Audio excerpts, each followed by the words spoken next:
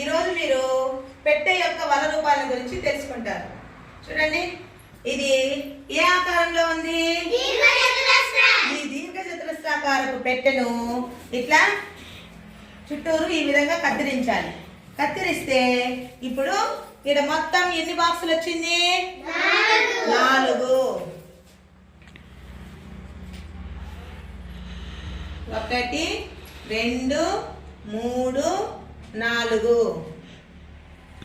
ఇప్పుడు ఈ 4 బాక్సుల తర్వాత ఈడ ఒక బాక్స్ వదిలేసి ఈ పక్క ఒక బాక్స్ ఈ పక్క ఒక బాక్స్ ఉంది, అవునా?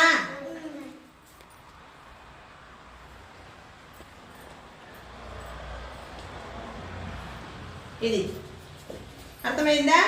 ఇప్పుడు ఎడమ చేతికల్లా ఒక బాక్స్ వదిలేసి ఈ పక్క